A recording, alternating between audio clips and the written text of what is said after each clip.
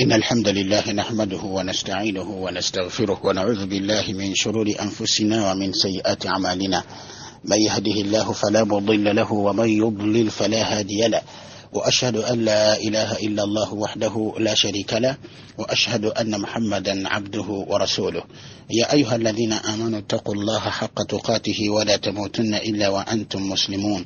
يا أيها الناس اتقوا ربكم الذي خلقكم من نفس واحدة وخلق منها زوجها وبث منهما رجالا كثيرا ونساء، واتقوا الله الذي تساءلون به والأرحام إن الله كان عليكم رقيبا. يا أيها الذين آمنوا اتقوا الله وقولوا قولا سديدا يصلح لكم أعمالكم ويغفر لكم ذنوبكم، ومن يطع الله ورسوله فقد فاز فوزا عظيما. أما بعد، فإن أصدق الحديث كتاب الله عز وجل، وخير الهدي هدي محمد صلى الله عليه وسلم، وشر الأمور محدثاتها، وكل محدثة بدعة، وكل بدعة ضلالة، وكل ضلالة في النار. أبرك بيتيبوا أنا بني زابي بيتيبوا مكسرة كانوا كنيني كد كانوا كنيني بإذن الله كتنبوي كتيف تجند كيام بسبين ما بإذن الله لما سبوا وفوا عدة قطعة عندك بإذن الله تبارك وتعالى. وقوا العدة وباء منشال النكوزات ولا obebango muchala lyatula nga omwami amuwadde talaka biidhnillahi tabaraka wa taala. Twalaba mudarusi yaffe yaggwa, twalaba abakyala bali mu idda naye ng'ennaku zaabwe za idda tuzibalira ku kugenda kwabwe mu nsonga zaabwe eza heedi. Ndoza mujjukira ensonga eyo twajogera bwe tutu biidhnillahi tabaraka wa taala. Kati olwaleero tugenda kulaba abakyala bali mu idda naye ng'ennaku zaabwe za idda tuzibalira ku myezi amakulu nga tubala buli mwezi oguyitawo amakulu nti ennaku zaabwe za idda nga tuzibalira ku myezi biidhnillahi tabaraka wa taala. Kati era betugenda okubeera nga tulaba man ta'taddu bil ashhur abakyala abatuula idda ng'ennaku zaabwe tuzibalira ku myezi. Almar'atu ta'taddu bil ashhur fi lhalati al atiya, agamba nti omukyala atuula idda oba ennaku ze za idda bwe tuba nga tuzibalira ku myezi abeera mu mbeera zino ezijja wammanga biidhnillahi tabaraka wa taala. Asooka almutallaqatu allati la tahid, ye mukyala omwami gwabawadde ettalaka naye nga takyagenda mu nsonga. Barakallahu fikum, jazakumullahu khairan, nga takyagenda mu nsonga. Omukyala gwe batadde nga bawa muwadde ettalaka naye ng'omukyala oyo takyagenda mu nsonga za buli mwezi, takyagenda mu nsonga za haid. Jjukira eri twalaba omukyala oyo bw'abanga agenda mu nsonga eza haid omwami yona muwa ttalaka, kati ennaku ze tuzibalira ku kugenda kwe mu nsonga zaabwe za haid. Naye ono asookedde ddala wano gwe tubali ennaku ze nga tuzibalira ku myezi, ye mukyala bawe nga muwadde ettalaka naye nga takyagenda mu nsonga olw'embeera ezimu oba endala. Imma bisababi sighariha, ayinza okuba nga ensonga lwaki tagenda mu mwezi tagenda mu nsonga za haid ng'akyali muto. Imma bisababi sighariha, ayinza okuba nga ensonga etamutwaza mu haid, oba lwaki tagenda mu haid ensonga ya buto ng'akyali muto, au likibiriha, oba nga mukulu. Ayinza okuba nga mukyala mukulu ng'ogenda mu nsonga eza buli mwezi takyazigendamu. Tegereka Buluganda wayasuha min almahid, amakulu nti oba olw'obukulu bwe kati nabeera nga yakutukawo n'okusuubira okuddamu okugenda mu nsonga za haid. Mwe abakyala n'akula, bw'akula akutukawo n'okugenda mu nsonga eza haid. Ebyo bakyala babimanyi bulungi ennyo. Kati omukyala oyo bw'atyo bw'abanga mufumbo banaamuta, oba omuto atanabagenda mu nsonga za haid banaamuta. Kati ennaku ze eza idda tuzibalira ku myezi biidhni tabaraka wa taala. Kati abo fa iddatuha, oyo bw'atyo 3 ashhur binassi alqur'ani alkarim. Oyo bw'atyo omwami gwatadde nga takyagenda mu nsonga olw'obuto bwe oba olw'obukulu bwe, oyo ebbanga lyatuula idda ye gibeera emyezi 3 okuva omwami lwakuwadde ettalaka, oba olina okubala emyezi 3 biidhnillahi tabaraka wa taala. Oba olina okubala emyezi 3. Qur'ani yeyogera, Allah yagamba tabaraka wa taala, Allah yagamba azza wa jalla mu suratu talaq. Eyo nno aya tugyesembesezza mu nsonga ezitali za ngeri zimu biidhnillahi tabaraka wa taala okumanya aya nnene mu nsonga zino. Allah agamba nti wallahi yaisna min almahid min nisaikum, Allah agamba tabaraka wa taala nti naabo abakutuseewo oba abatakyasuubira kugenda mu nsonga za hid mu bakyala bammwe, wallahi yaisna min almahid min nisaikum, nabo abakyala abavudde abakutuseewo n'okusuubira nti tebakyagenda mu nsonga zaabwe za hid min nisaikum mu bakyala bammwe, idh irtabitum fa iddatuhunna 3 ashhurin wallahi lam yahid. Alagamba bwe mufunamu okubuusabuusa nti oba bakyagenda mu nsonga kugamba kasita mubeera nga takyagenda mu nsonga, kutuseewo n'ogenda mu nsonga omukyala, fa iddatuhunna ennaku zaabwe ebbanga lyabwe ery'okubeera mu idda 3 ashhurin, giba myezi 3 okuva omukyala lwamutadde abala emyezi 3 kasita giggwako biidhini tabaraka wa taala, wadde nga takyagenda mu nsonga ennaku 3 kasita ziggwako emyezi 3 ennaku 9 kasita ziggwako idda yebeera eweddeko. Allah agamba nti wallahi lam yahidna, era bwe kiri ne kwabo abatannaba genda mu nsonga. Amakulu nga wasiza mwana muto atannaba genda mu nsonga deni n'omuta, kati idda eyo erina kubeera nga barakallahu fikum jazakumullahu khairan emyezi ebara 3. agamba nti wal annaha la tahidu fakanat al ashhuru huna badalan an al aqra, agamba nti nokubeera nga omukyalo takyagenda mu nsonga kati ekibeera nti emyezi 3 gyegibeera nga tegamba gyegiwanisiddwamu mu kubalira ku kugenda mu nsonga. Amakulu wali tubadde tubalira ku mbeera ez'okugenda mu nsonga, kyabuli lwagenda mu nsonga omulundi gumu 2 3 kati era giba emyezi 3, kati olwo tubalirira ddala myezi 3 olw'ensonga nti takyagenda mu nsonga. والأصل مقدر بثلاثة ngane chikolo bensi buko yensonga zino entukula zino tuzibalira zibera 3 era nga emyezi 3, kati nono omukyala abeera nga takyagenda mu nsonga olw'obukulube obanga nga tanaba kutuuka myaka gigenda mu nsonga, kiba kitegeeza nti aba ayina kutuula myezi 3 biidhnillahi tabaraka wa taala. Tegeka Luganda, barakallahu fikum jazakumullahu khairan.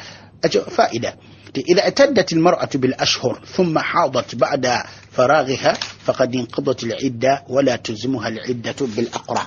nakano kakulu nnyo nako mukatwale mu bakyala nti singa omukyala abeera atudde idda emyezi 3 n'agikuba wali, emyezi 3 n'agikola ki, emyezi 3 n'agikuba eja idda bweddu, kati aba yakagimalako ate n'agenda mu nsonga.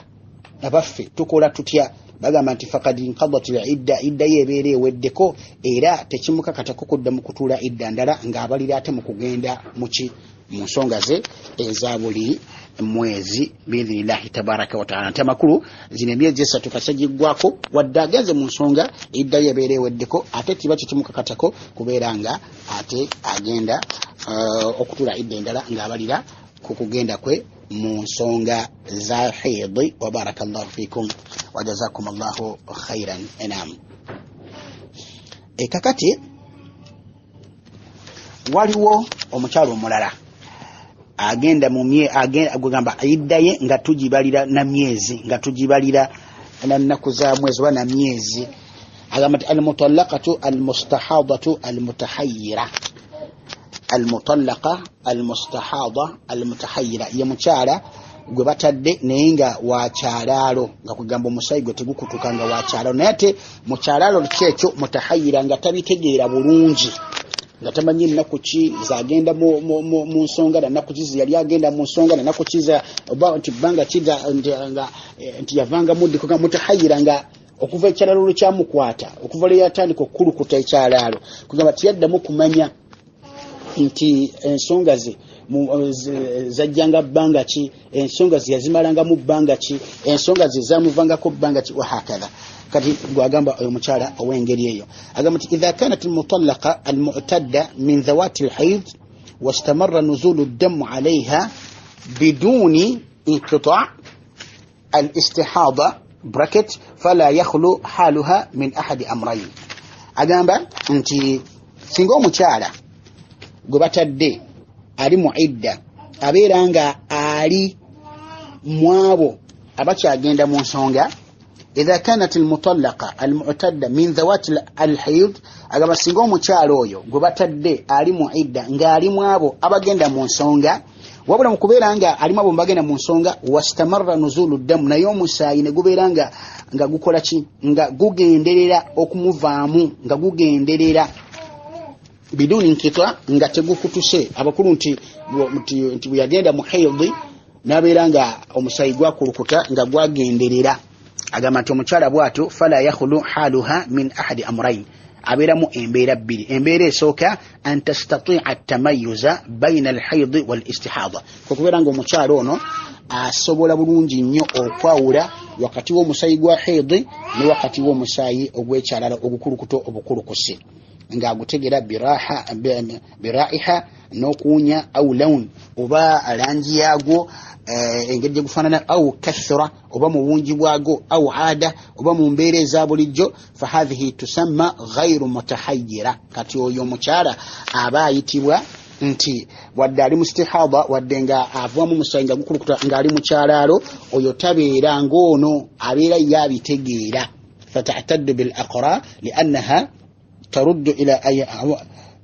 ترد إلى أيام عادتها المعروفة لها بإذن الله تبارك وتعالى agamba nti omukyala bw'atyo nga ekyalalo ng'ali mu kyalaalo naye ng'ategeera era ng'ayawula omusaayi gwa hiidi n'ogw'ekyalaalo bulungi nnyo ng'agutegeera mu mpunya yaagwo n'erangi yaagwo n'obungi bwagwo n'obutono bwagwo n'embeera ze kati omukyala ayitibwa almustahada ghairu mutahayyira omuntu okugamba ow'ekyalaalo naye nga ebintu abitegeera kati omukyala abeera asigala ng'ennaku ze eza idda tukyazibalira mu kugenda kwe mu nsonga za hiidi kuba bazitegeera tegedde liannaha turaddu ila ayami adatiha almarufa kulwokubanga tuba tumuzaayo mu nnaku ze oba aba addizibwa mu nnaku ze ezimanyikiddwa eza ogenda mu hiidi amakulu nti wadde mukyala wa kyalaalo abamanyi nti ennaku zange zibeerawo ennaku bweziti ne bweziti era ennaku ezo zituuka omusaayi ogwo agulaba ogwa hiidi agulaba nga gwa hiidi gennyini langi yaagwo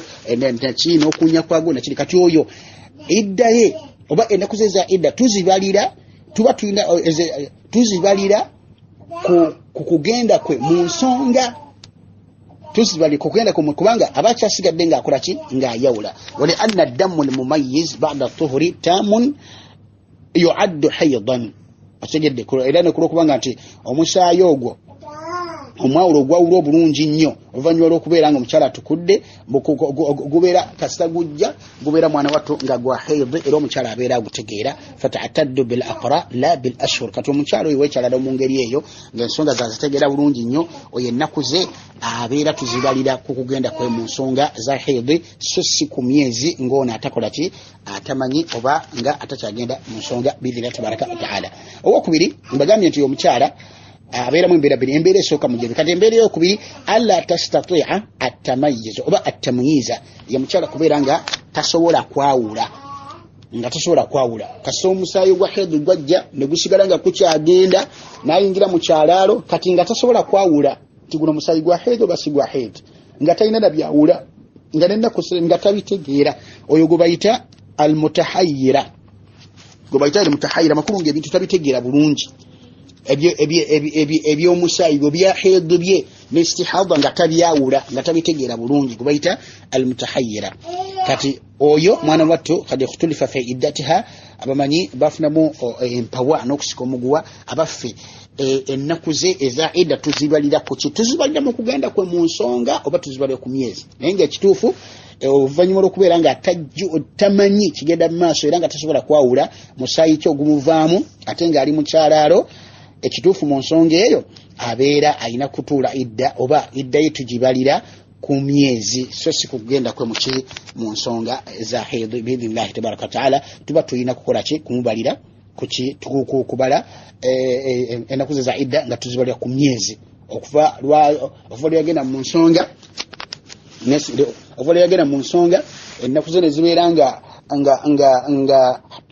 haidi bwe yaggwawo omusaayi ne gusiga nga gukyakulukuta naye nga tasobola kwawula guno omusaayi gwa haidi si gwa haidi nga tasobola kumanya kuwunya kwagwo wadde bungi bwagwo wadde ekkala yaagwo wadde ki kati oyo tumubalira ku myezi idda ye era tubala okuva yagenda mu nsonga ezo nitubala ennaku 9 kasazigwako biidhina tabaraka taala omukyalo oyo abeera iddaye eweddeko biidhinillahi tabaraka taala mu bigambo ebitufu by'abawulama. Waliwo n'ekigambo ekirala kiraga nti ayina oba ayina tulina kubalira kuki kugenda kwe mu nsonga, naye ekigambo ekituufu nti ebbanga lyamalanga tasobola kwawula musaayi ogwo olwo iddaye ayina kugituulira nga tubalira ku myezi biidhinillahi tabaraka wa taala. Wa barakallahu fikum jazakumullahu khairan. Naam, omukyalo omulala era gwe tubalira ennaku ze za idda ku myezi almar'atu almutawaffa anha zawjuha, omukyala afiiriddwako bba, omukyala afiiriddwako bba biidhinillahi tabaraka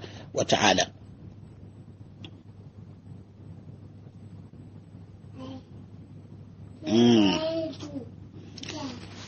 agamba nti almar'atu idha tuwaffa anha zawjuha ba'da zawajin sahihin, agamba nti singa omukyala oluvannyuma lw'okubeera nga yafumbira mu bufumbo obutuufu obwa halaali singa afiirwako bba sawa'an kanat wafatu qabla ad-dukhul aw ba'dahu, sinsonga wadde okufa kubaddewo nga tannaba kwegatta naye oba nga amaze okwegatta naye, wa sawa'an kanat mimman tahidu am la, oba ali mu abo abatagenda mu nsonga oba mu abo abatagenda mu nsonga tegereka bisharutin alla takuna hamilan, nga sitayina lubuto fa innaha yajibu alayha an ta'tadda 4 ashhurin wa 10.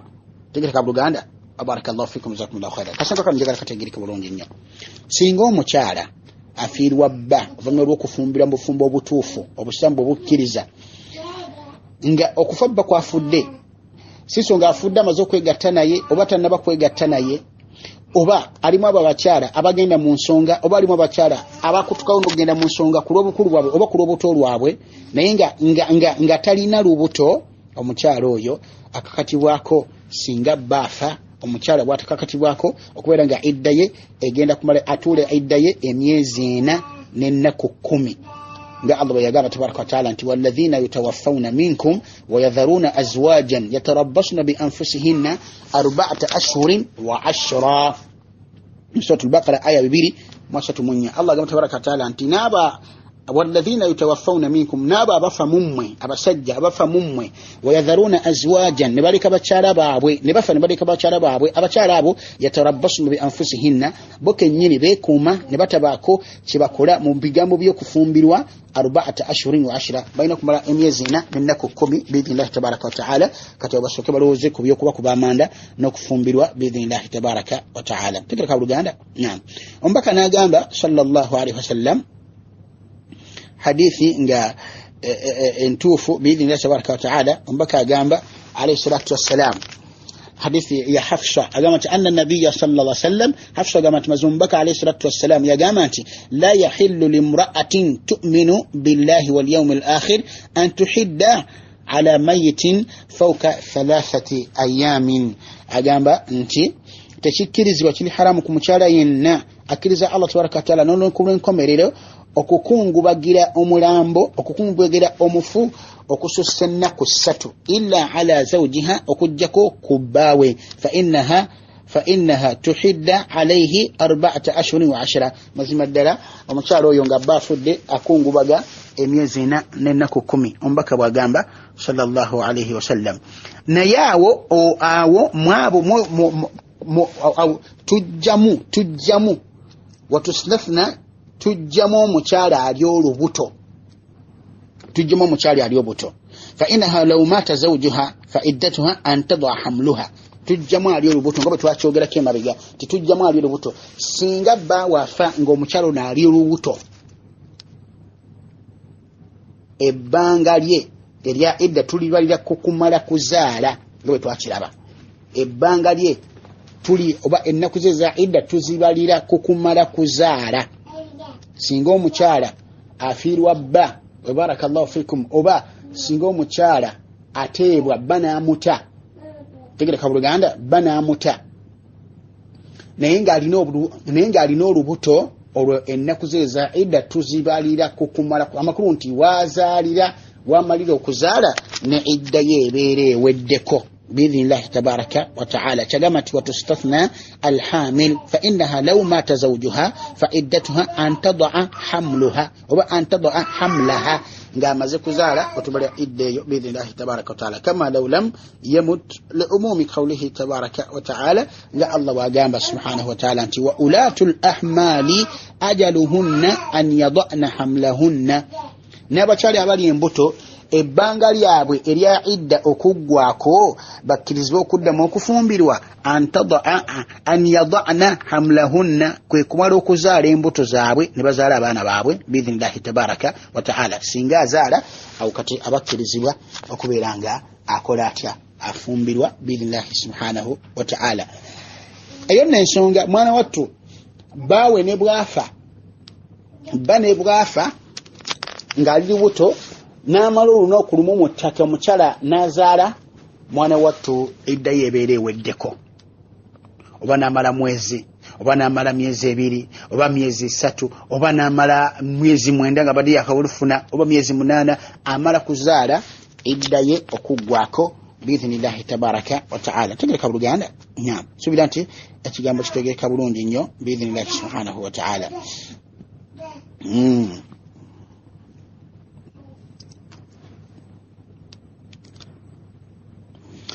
Enam hadithi endala egamba nti ngeri ojosa mu Sahih al-Bukhari biidhnillahi tabaraka wa taala agamba nti anna Subai'ata al-Aslamiyya omukyala gwe bayita Subai'a al-Aslamiyya nufisat ba'da wafati zawjiha bilayalin. Agamba nti yagenda mu nsonga za nifasi oluvannyuma lw'okufa kwa bbaawe mu nnaku bunaku. Agamba nti anna Subai'ata al-Aslamiyya omukyala gwe bayita Subai'a al-Aslamiyya nufisat yagenda mu nsonga ez'okuzaala oba yagenda yazaala katugambe baada wafati zawjiha nga bba yakafa bilayali mu nnaku bunaku n'abeera nga yagenda mu nsonga za nifasa mukulu yazaala. fajaat an-nabiyya sallallahu alaihi wasallam fasta'adhanathu an tunkah nagende wa nabbi sallallahu alaihi wasallam mukyalo oyo nasaba nabbi okubeera nga afumbirwe faadhina laha mbaka nabeera nga yamukkiriza fanakahat nafumbirwa ne bamuwasa biidhnillahi tabaraka taala. وفي لفظ من حديث ابن أرقم حديث ابن أرقم من رواية ndala omukyala agamba nti fa aftani ay an-nabiy sallallahu alaihi wasallam ombaka sallallahu alaihi wasallam fatwa nawa fatwa ombaka sallallahu alaihi wasallam nagamba nti idha wada'tu an unkah omukyala agamba nti ombaka sallallahu alaihi wasallam yampa fatwa tisinga mmala okuzaala nja kuba nsobola okufumbirwa bampase. Obujulizi nabwo bulaga bulungi nnyo nti omukyala kasita baafa oba kasita omwami wa muta ng'ali lubuto mwana wattu iddaye eggwako na kumala kuzaala. Omukyala ono Subai'a al-Aslamiyya yamala okuzaala nga bba yakafa nnaku bunaku fagende wa nabbi sallallahu alaihi wasallam nabeera nga yamusobola okubeera nga afumbirwa mbaka namukkiriza era n'afumbirwa. Mu riwaaya nti ombaka sallallahu alaihi wasallam yamuwa fatwa nti oluzaala nga afumbirwa biidhnillahi tabaraka wa taala. Ibn Umar n'agamba Umar yennyini radiyallahu anhu agamba nti law wada'at wa zawjuha ala as-sarir lam yudfan ba'd la hallat. Agamba Umaru nti singa omukyalo ono azaala nga bba yakafa nga nebba tebannaba namuziika n'azaala agamba Umaru nti la hallat omukyalo oyo akkirizibwa okufumbirwa olwokubanga nti omwami afudde ekigwedda nti omwami waafiira bweppa idda y'omukyalo nebeera etandise. Omwami kasita akutuka omwami afudde bweppa kiba kigeza nti idda wakutukira omusajja idda ebeera etandise. Kati omukyalo ne bwazaala nga omwami tebannaba kumuziika ng'akyali awo tebabateekateeka kumuziika nga tebaddamu muziika idda y'omukyalo yebeera eweddeko. Umaru bw'agamba radiyallahu anhu naye bwe kitumidde ekigambo kituufu ku lw'obujulizi obuli mu Qur'ani ne sunna z'omubaka sallallahu alaihi wasallam. Tegereka oluganda barakallahu fikum jazakumullahu khairan. Subira tujja kumaawo insha Allah subhanahu wa ta'ala then olunaku olwonaddako in baqina ahya tunaba tukyali balamu tujja tukulaba ku nsonga endala ezikwatagana n'ebya idda insha Allah tabaraka wa ta'ala. Subhanakallahumma hamdika ashhadu an la ilaha illa anta astaghfiruka wa atubu ilaik. Wassalamu alaikum wa rahmatullahi wa barakatuh. Naam.